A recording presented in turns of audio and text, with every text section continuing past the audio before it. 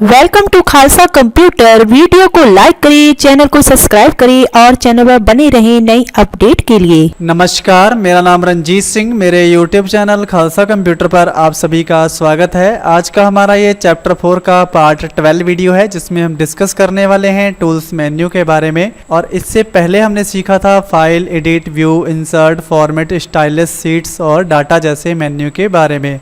तो जिन्होंने अभी तक ये वीडियोस नहीं देखे हैं वो इस वीडियो के डिस्क्रिप्शन बॉक्स में जाएं और वहां से जाकर इन वीडियोस को देख सकते हैं। तो टूल्स में हमारे पास सबसे पहली कमांड है स्पेलिंग। इसका शॉर्टकट होता है F7। तो ये कमांड मैंने आपको लिब्रे ऑफिस राइटर में भी समझाई थी, तो फिलहाल यहाँ पे समझ लेते हैं। तो इसके ऊपर क्लिक करेंगे तो एक डायलॉग बॉक्स आपको इस तरीके से मिलेगा। तो जैसे यहाँ पर मैं ये मीनिंग्स जो गलत यहाँ पे लिखी हुई है इसको सेलेक्ट कर चुके यहाँ पे आया हूँ, तो ये मीनिंग आपको यहाँ पे दिखेगी नॉट इन डिक्शनरी में। सिचुएशंस में उससे रिलेटेड मीनिंग्स आपको यहाँ पे दिखेंगी।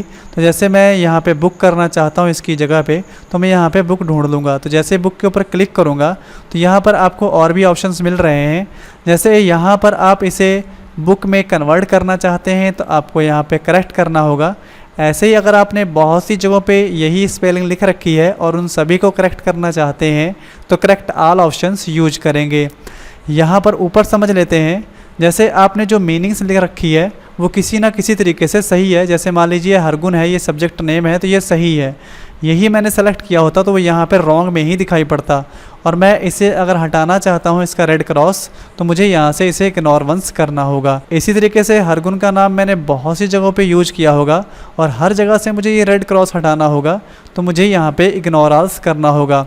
और दोबारा ये रेड क्रॉस ना आए इसके लिए मुझे कंप्यूटर की डिक्शनरी में ऐड टू डिक्शनरी पे क्लिक करके इस नेम को ऐड कर देना होगा, ताकि कंप्यूटर इस नेम को समझ सके और दोबारा ये जो हमारा रेड क्रॉस है ये दिखाई ना पड़े। तो हमें यहाँ पे ऐड टू डिक्शनरी पे इसे ऐड कर देना होगा। तो फिलहाल इसे हम यहाँ पे बुक करने वाले हैं, तो करेक्ट पे कर देते हैं क्लिक और क्लोज कर देते हैं। तो देखिए यहाँ पर बुक आ चुका है। टूल्स में हमारे पास अगली कमांड है ऑटोमेटिक स्पेलिंग चेकिंग। इसका शॉर्टकट होता है Shift+F7। तो इसके ऑन होने से ही हमें ये जो नीचे के रेड क्रॉस हैं ये दिखाई पड़ते हैं।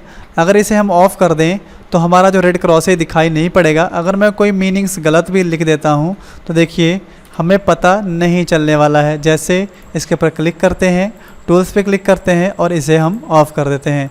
देखिए मीनिंग्स गलत होने के बावजूद भी ये मीनिंग्स को गलत नहीं दिखा रहा है। तो यहाँ पे टूल्स में चलते हैं और इसे फ़िलहाल ऑन कर देते हैं, ताकि जो भी हम एरर स्पेलिंग यहाँ पे लिखें उसके बारे में हमें जानकारी मिलती रहे। उसके आगे हमारे पास अगला कमांड है थीसर्स। इसका शॉर्टकट होता है Ctrl+F7। तो इसका यूज कब करते हैं, जब हम किसी वर्ड का कोई प्राइवेसी वर्ड यूज करना चाहते हैं तब इसका यूज करते हैं। तो टूल्स में चलते हैं और यहाँ पे थीसर्स पे क्लिक करते हैं। इसका शॉर्टकट होता है Ctrl+F7। तो थोड़ा सा यहाँ पे कन्फ्यूजन आ सकती है। ऑटोमेटिक स्पेलिंग चेकिंग का Shift+F7 होता है, ये ध्यान रखिएगा। और थीसर्स प्राइवेसी शब्द अगर लिखने हो तो उसका शॉर्टकट Ctrl+F7 होता है। तो इसके ऊपर क्लिक करते हैं तो बुक से रिलेटेड आपको अल्टरनेटिव वर्ड्स यहाँ पे मिल जाएंगे। तो आप जो भी वर्ड इसके संबंधित लिखना चाहते हैं यहाँ से आप उसे चूज़ करके लिख सकते हैं। तो जैसे इसकी जगह पे मुझे लेज़र लिखना है और रिप्लेस कर देना है, तो देखिए यहाँ पे बुक की जगह पे लेज़र लिख के आ चुका है। फिर टूल्स में चलते हैं और हमारे पास अगली कमांड है लैंग्वेज की। तो यहाँ से आप लैंग्वेज सेट कर सकते हैं, जो भी आप अपने तरीके से सेट करना चाहते हैं। फिर टूल्स में हमारे पास अगली कमांड है ऑटो करेक्ट ऑप्शंस। तो इसकी सहायता से आप किसी भी एक वर्ड जो आप बार बार यूज कर रहे हैं उसका यहाँ पे एक शॉर्ट नेम रिप्लेस में लिख दीजिए। जैसे रिप्लेस में यहाँ पर मैं के लिख देता हूँ, तो जैसे मैं कीबोर्ड से के लिखूँ तो मेरा ये सारा वर्ड लिख जाए जो मैं यहाँ पे विथ में लिखना चाहता हूँ। तो यहाँ पे मैं लिख देता हूँ खालसा कंप्यूटर इंस्टीट्यूट और उसके बाद यहाँ पे मैं न्यू कर देता हूँ। ये वर्ड हमारा यहाँ पे ऐड हो चुका है और ओके कर देते हैं। तो जैसे यहाँ पे मैं के प्रेस करके स्पेस बटन से आगे बढ़ूँगा तो पूरा वर्ड यहाँ पे टाइप हो जाएगा अपने आप। तो इस तरीके से आप इसका यूज कर सकते हैं। टूल्स में हमारे पास अगली कमांड है यहाँ पे गोल सीक की। तो गोल सीक का यूज तब करते हैं जब हमें कोई टारगेट अचीव करना होता है। तो जैसे मान लीजिए यहाँ पे मैंने एक फॉर्मेट आपको दिखा रखा है। यहाँ पे आइटम मोबाइल फ़ोन है, क्वांटिटी उसकी 3 है, रेट उसका 12,500 है और वैल्यू बन रहा है 37,500। तो मान लीजिए इसी ही क्वांटिटी के ऊपर मुझे 40,000 रुपये कमाने हैं, तो मुझे उसका रेट क्या रखना होगा। तो यहाँ पे टूल्स में चलते हैं और यहाँ पे गोल सीक के ऊपर क्लिक करते हैं तो आपको ये डायलॉग बॉक्स मिलेगा। तो यहाँ पे क्लिक करेंगे तो आपको ये फार्मूला सेल के ऊपर फिल हो जाएगा। फिर टारगेट वैल्यू आप कितना कमाना चाहते हैं वो यहाँ पे लिख दीजिएगा।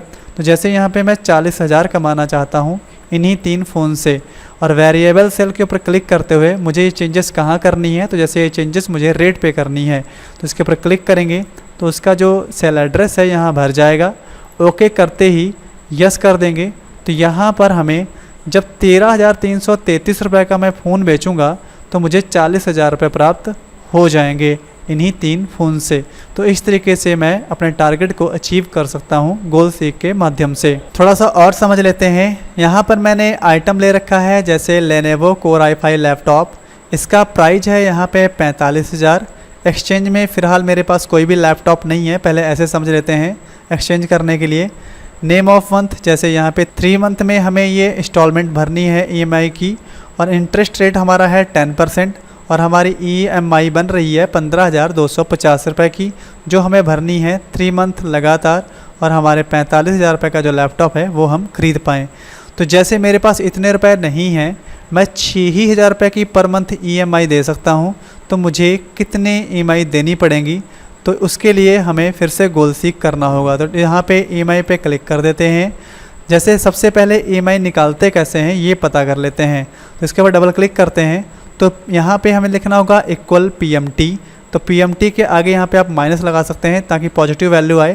तो यहाँ पे ब्रैकेट खोलते हैं तो यहाँ पे B11 का मतलब है इंटरेस्ट रेट, और यहाँ पे मैंने लगा रखा है स्लैश, और यहाँ पे आगे आपको 12 का मतलब यहाँ पे है कि 1 साल में 12 मंथ होते हैं, क्योंकि मैं यहाँ पे मंथली इंस्टॉलमेंट निकाल रहा हूँ तो मुझे यहाँ पे 12 लिखना है। अगर आप यहाँ पे हाफ ईयरली निकाल रहे हैं तो आपको यहाँ पे 2 लिखना होगा, क्योंकि आपके एक ईयर में 2 ही हाफ ईयरली होती हैं। इसी तरीके से आप ईयरली निकालना चाहते हैं तो आपको ये 12 नहीं लिखना होगा, और उसके आगे आपको देना है यहाँ पे मंथ पीरियड। तो जो भी पीरियड है आपका वो आप यहाँ पे सेलेक्ट कर लेंगे। जैसे B10 में हमारा 3 मंथ है, उसके आगे कॉमा लगाना होगा। तो B8 का मतलब हमारा प्रेजेंट वैल्यू है वो हमें यहाँ पे आगे लिखना होगा।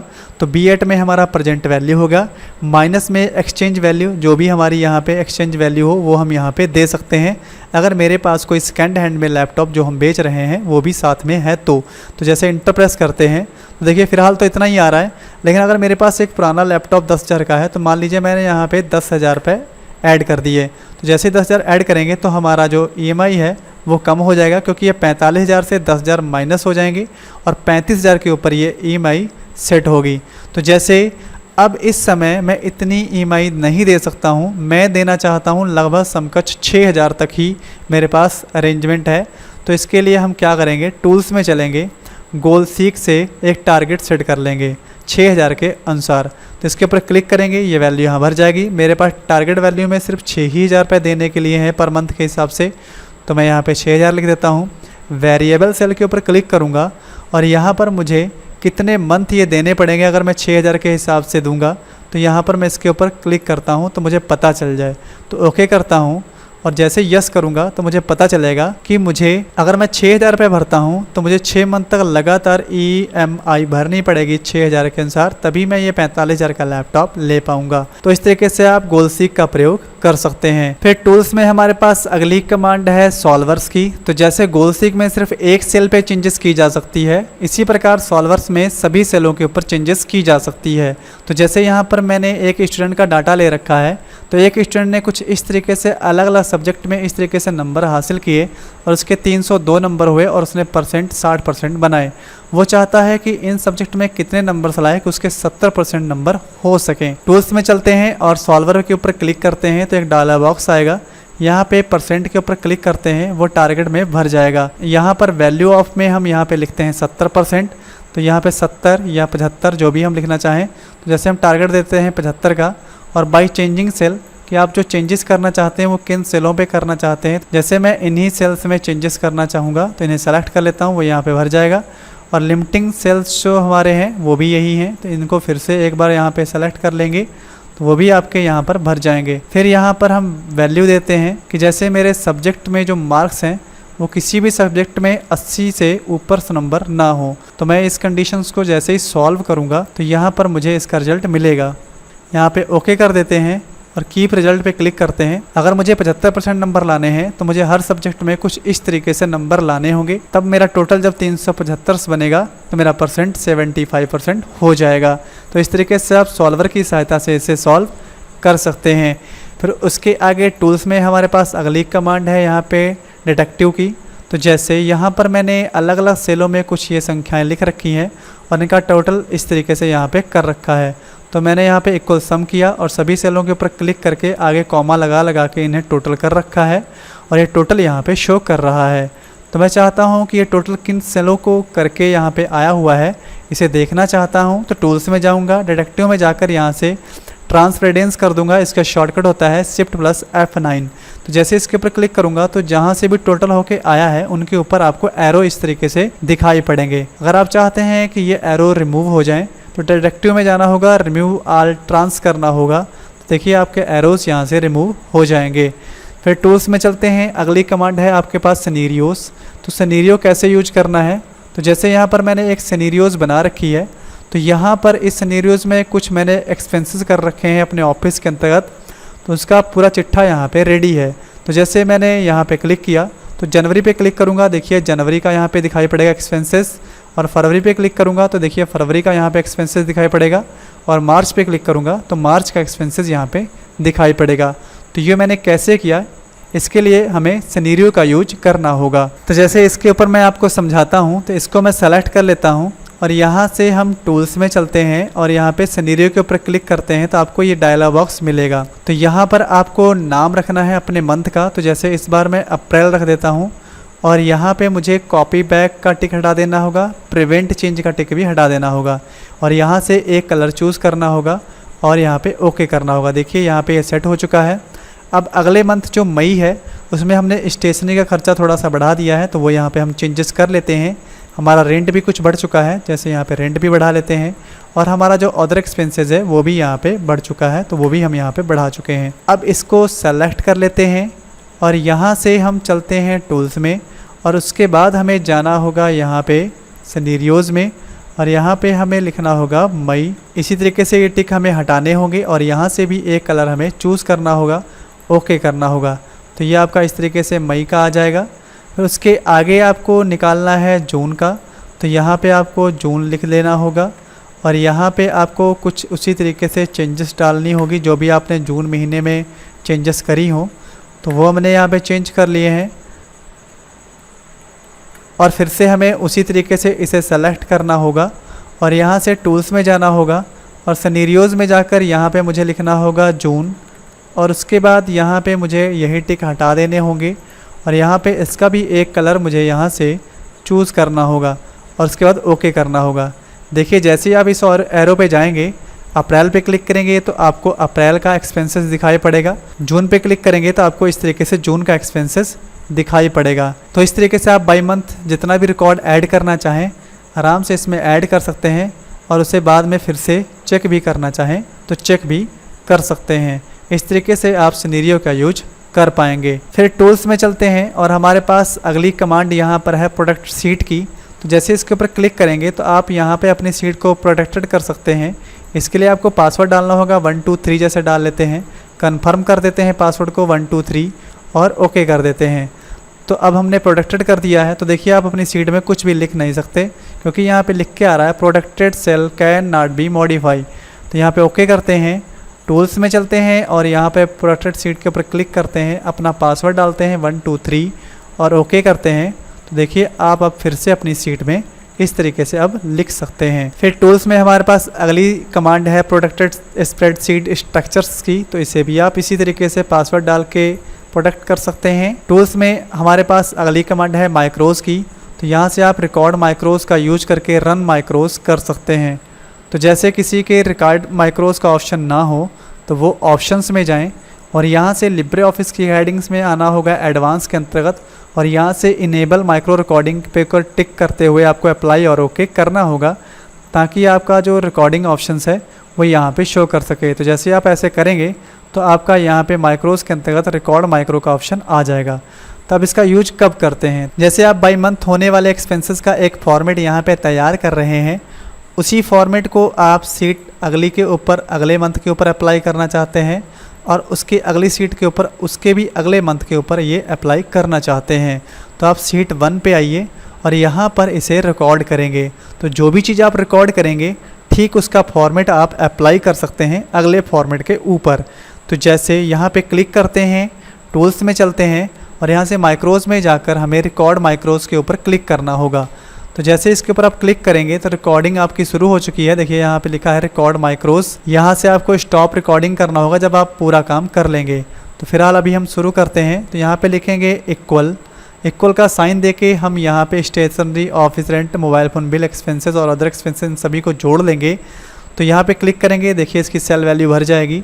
प्लस का निशान लगाएंगे, इसी तरीके से सबके ऊपर क्लिक करते हुए आगे बढ़ जाएंगे और यहाँ पे प्लस का निशान बीच में जरूर दे देंगे। इंटर प्रेस करेंगे, देखिए इनका टोटल यहाँ पे आ चुका है। इसको सेलेक्ट कर लेंगे और इसे कुछ डिज़ाइन कर देंगे। जैसे यहाँ पे मैंने इसे कर दिया रेड और यहाँ से मैंने इसको सेलेक्ट किया, यहाँ पे थोड़ा सा हल्का कलर मैंने डाल दिया ये, और इसको सेलेक्ट किया, यहाँ से मैंने डिज़ाइन कर लिया इसे थोड़ा सा ग्रीन, और यहाँ पे इसको सेलेक्ट किया और थोड़ा सा इसको भी मैंने एक कलर चेंज कर दिया, जैसे इस तरीके से। तो ये मैंने बिल्कुल कंप्लीट कर लिया है। अब मैं कर दूंगा स्टॉप रिकॉर्डिंग। तो जैसे स्टॉप रिकॉर्डिंग करूंगा तो बेसिक माइक्रोज़ का यहाँ पे एक डायलॉग बॉक्स आएगा। यहाँ पर आपको कुछ इस तरीके से मिलेगा। तो यहाँ पर आपने जिस भी नाम से सीट को सेव कर रखा होगा वो यहाँ पे आपको दिखेगी।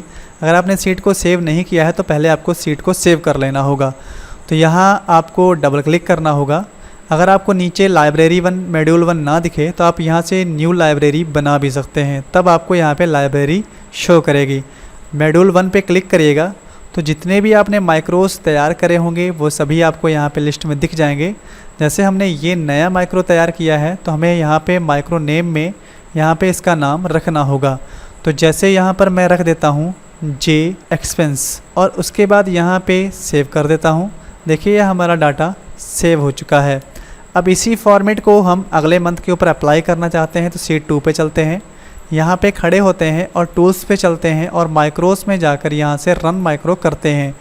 अपनी उसी सीट में चलते हैं। लाइब्रेरी 1 के अंतर्गत हमें मॉड्यूल 1 में जाना होगा और हमें अपना माइक्रो चूज़ करना होगा। तो जे एक्सपेंसेस के नाम से मैंने माइक्रो सेव किया था, तो इसके ऊपर क्लिक करेंगे और रन करा देंगे। देखिए आपका पूरा फॉर्मेट यहाँ पे रेडी है और आप जो भी वहाँ पे जिस तरीके से भी फॉर्मेट बनाए थे वो यहाँ पर भी आ चुका है और इनका टोटल भी अपने आप से हो चुका है। ऐसे ही सीट 4 पे जाएंगे। यहाँ पर भी आप अप्लाई करना चाहते हैं तो टूल्स में जाइएगा, माइक्रोज़ के ऊपर जाइएगा, रन माइक्रो कर दीजिएगा। अपनी सीट के अंतर्गत लाइब्रेरी में जाइएगा, मॉड्यूल 1 में जाइएगा और यहाँ से आप अपने फॉर्मेट को चूज़ करिएगा जो आपने माइक्रो बनाया था और रन कर दीजिएगा। तो सेम उसी तरीके से आपके मार्च मंथ के ऊपर भी अप्लाई हो जाएगा। तो आप तीनों सीटों के ऊपर इसे देख सकते हैं। तो इस तरीके से माइक्रो में आपने जो भी रिकॉर्डिंग करी होगी उसका जो भी फॉर्मेट आपने रिकॉर्ड किया होगा वो आप अगले फॉर्मेट के ऊपर अप्लाई कर सकते हैं बिना किसी दिक्कत के। तो इस तरीके से हमने माइक्रो को सीखा है। टूल्स में चलते हैं। अगली कमांड हमारे पास है एक्सटेंशंस मैनेजर की। इसका शॉर्टकट होता है Ctrl+Alt+E। उसके आगे अगली कमांड है ऑप्शंस की। इसका शॉर्टकट होता है Alt+F12। तो जो भी शॉर्टकट यहाँ पे लिखे रहते हैं उन्हें आपको याद कर लेना होगा क्योंकि शॉर्टकट ज़्यादातर CCC एग्ज़ाम में पूछे जाते हैं। आगे हमारा है विंडो मेन्यू।